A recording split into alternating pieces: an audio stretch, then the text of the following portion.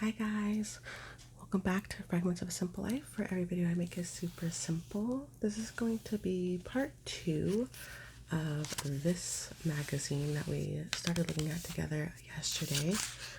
In the first part I was whispering, and in this part I'm going to be a little more soft-spoken so everyone can pick and choose their favorite type of ASMR. So this is the page that we stopped on. I literally said I would stop right here with this holiday recipes little advertisement, and we're gonna just turn the page and keep going. Again, for those of you who don't know, I've never done this magazine on this channel before. So if you like this magazine or you want to see me do different kinds of magazines, tell me what they are in the comments. I do have a couple of other magazines that I've never done on this channel, or maybe only done once, that will be coming up. Like Drew Barrymore magazine, I have that one. Just a couple other ones. But anyways, it says, it starts with a spark, featuring Jersey Ice Cream Company. That's cool. It says, a single source guide, design of a space, personal point of view takes shape. So it says they guess they like muted colors, so they chose that with patterns on every wall. So this looks like, can't tell if that's some kind of like stamping or if it's paper. And you guys know me, I'm not gonna read it. It looks really pretty though. I can see how they want everything to be a muted color because that's how it looks.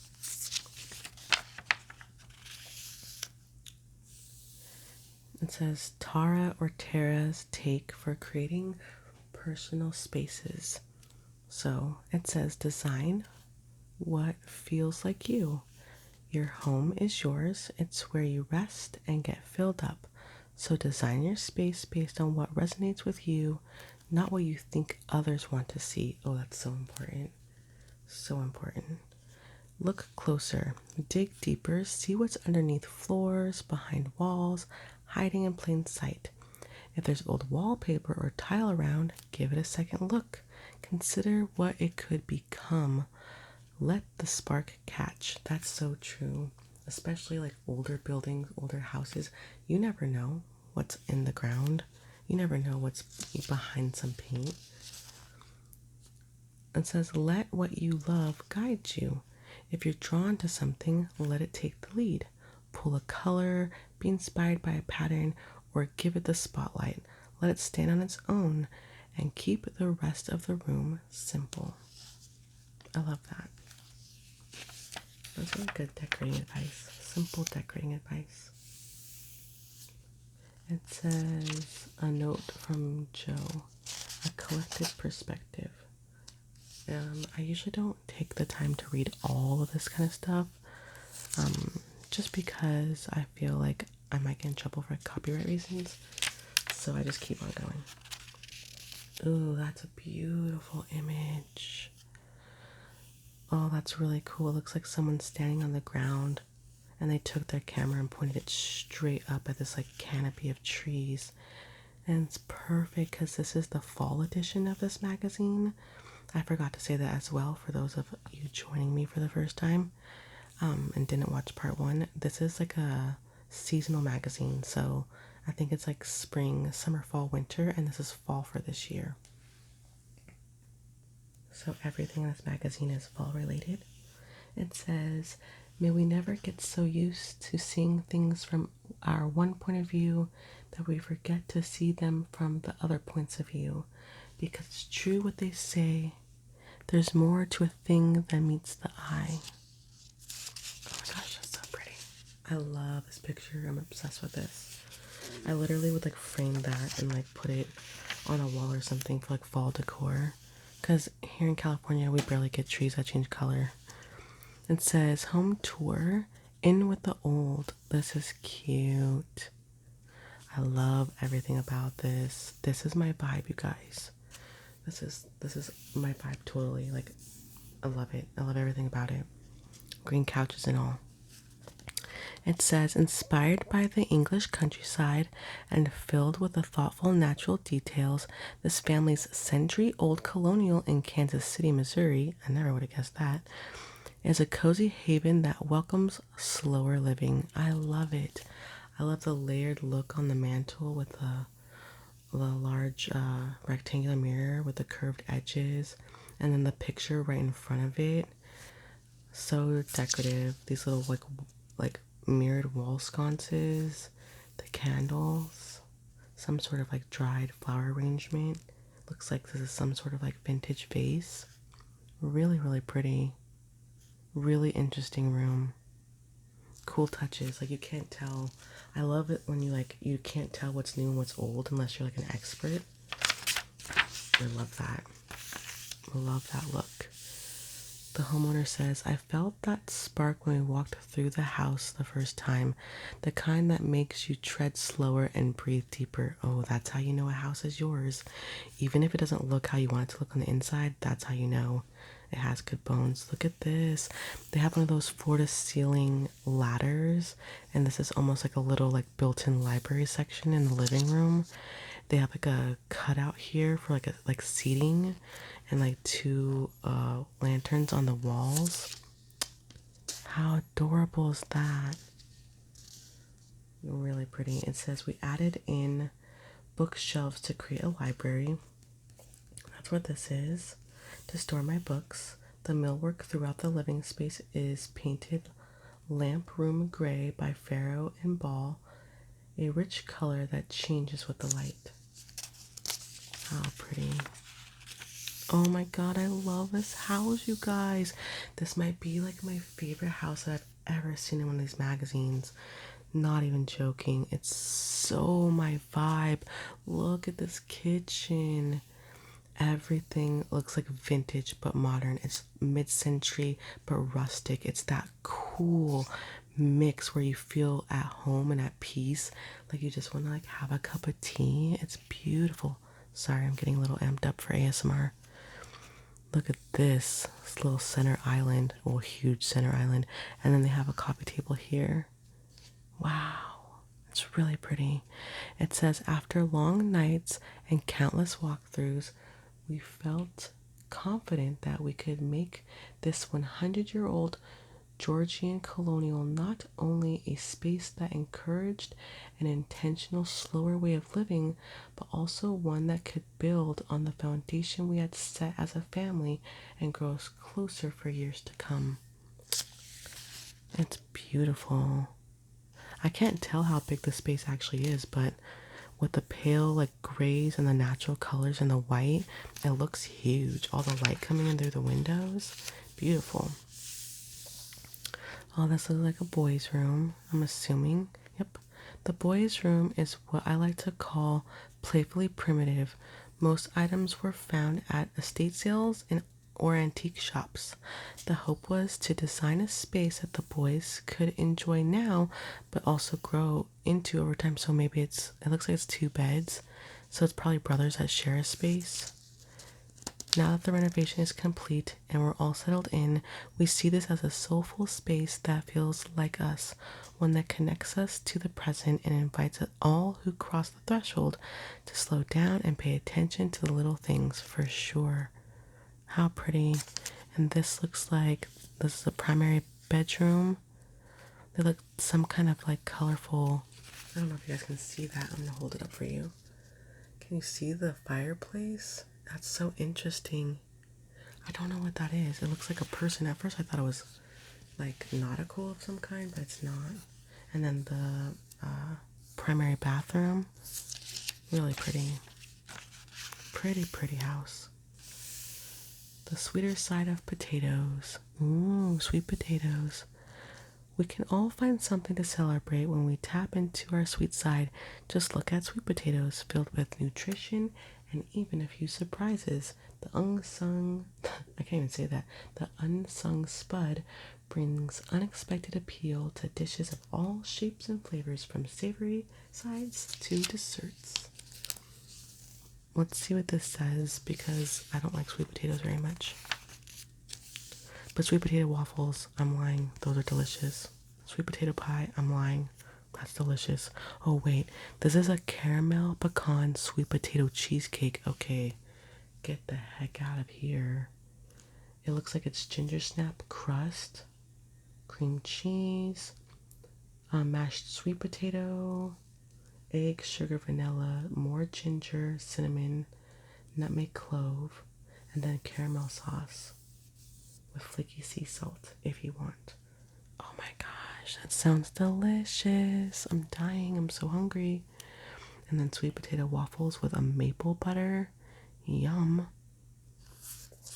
Pure maple syrup and butter. Oh my gosh. That sounds so good. Okay, we have a couple of different things here. We have a ribboned sweet potato and kale salad. That's gotta be this. We have a smoky sweet potato roll. Okay, that sounds delicious too. Yum.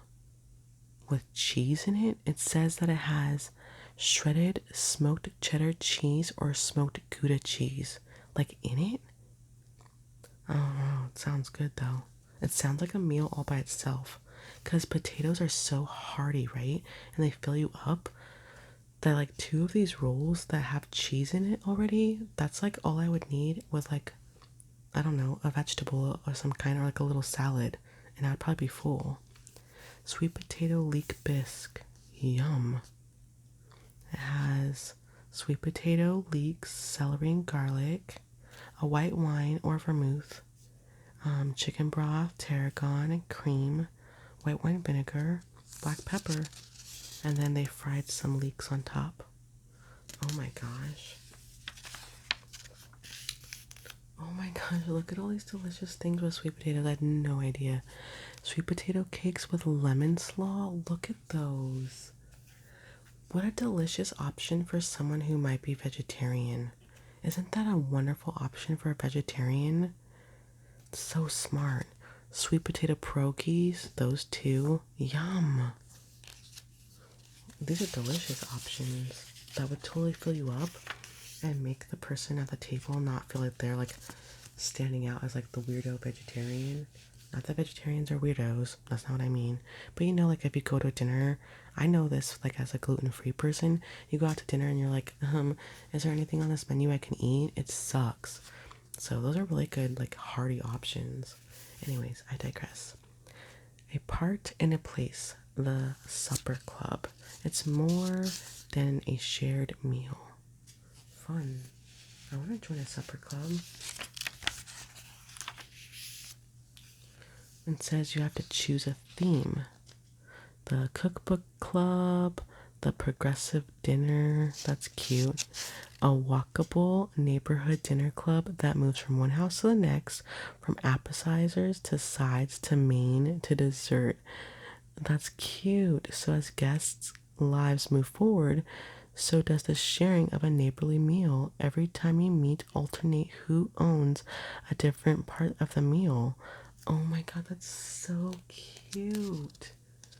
That's a fun idea.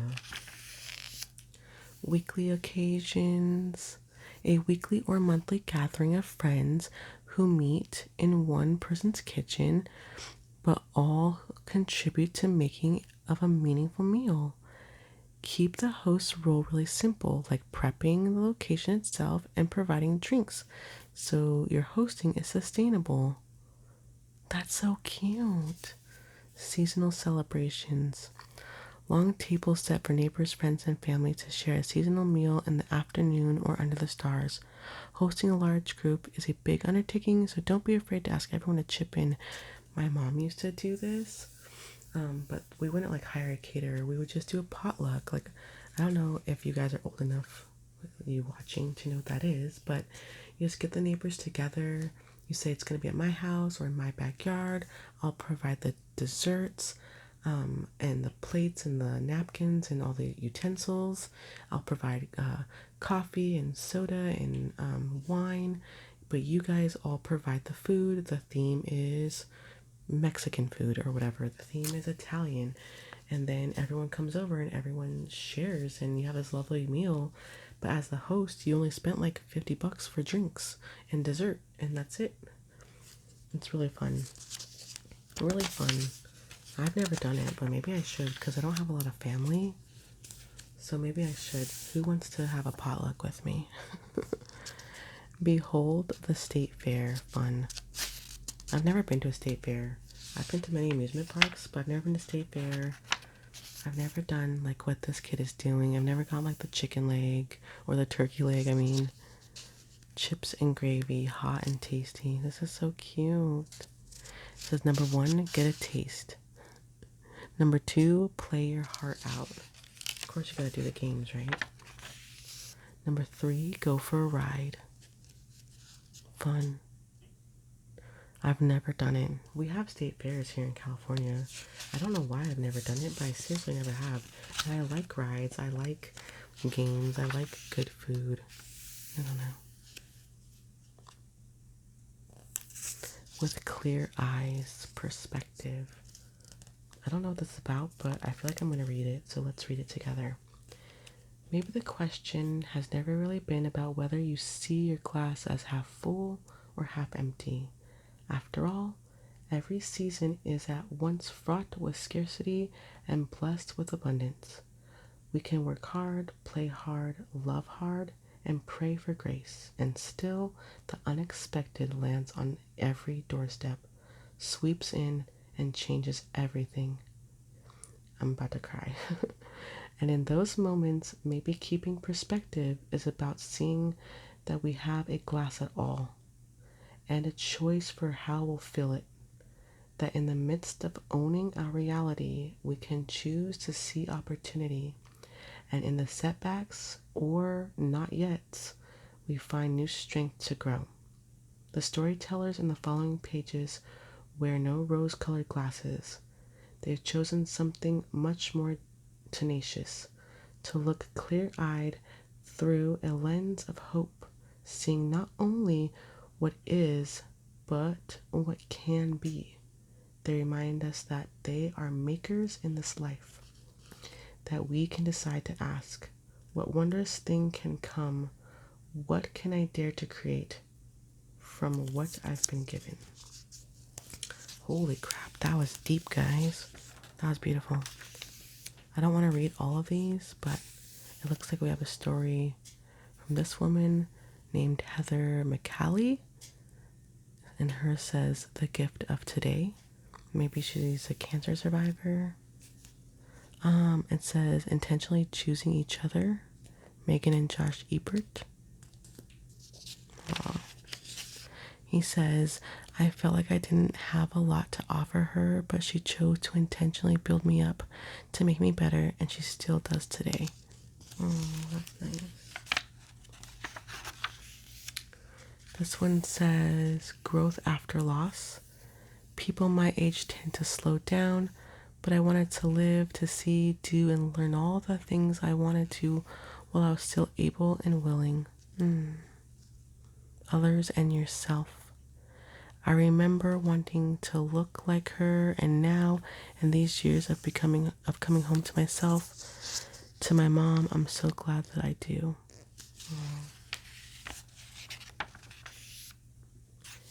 This one says, The Setbacks. That was a good lesson for me, that life is full of gray, the side steps and unknown, and it's up to you to decide how to handle it all. Very true. This one says, The Unexpected. But you have to lift your head up and look ahead, not just down at where you're standing in the moment. I was learning to embrace my reality while at the same time believing for better days. That's really beautiful. Framing Our View. Pretty window. Pretty window. It looks like we're getting to the end, guys. This is talking about windows, how to paint and trim, play with contrast like the blue outside of the pure white. This is really pretty here. Really pretty. Curtains and shades. Try a track. That's a good idea. This is so cute too. says windows can sometimes create awkward spaces in a home, but you can creatively transform even the oddest nook into one that's functional and beautiful. Very true. Use it as a shelf. Some older houses, the windowsill is really big and juts out really far, and you're like, what am I supposed to put there, put in front of it? I love it using it as a shelf. I think that's so smart and pretty. And you put a chair there. It said Chip gets the last word. I guess this must be in every magazine. Again, if you guys have read this magazine before, you probably know better than I do. But it says, what new point of view might strengthen your perspective? So I guess what he wrote about is probably perspective. But you know me, I'm not going to read it all. Alright, we're at the end. Pieces to tell your story and create a welcome home magnolia. You can shop the full collection at magnolia.com. Magnolia Manifesto. That's pretty. But like I said, I'm probably gonna sign up to get these magazines. Go ahead and pay. I think it's like $12.99 or something. So let me know if that's something that you guys are interested in. But as for me, I am done with this video. If you want to see more from me, please like, comment, and subscribe. I thank you all for watching, and I thank you for your patience because I know I was gone for a long time due to mental and emotional personal reasons, but I'm trying to take care of myself and do things that bring me joy, like making videos. Thanks again, you guys, and I'll see you next time. Bye.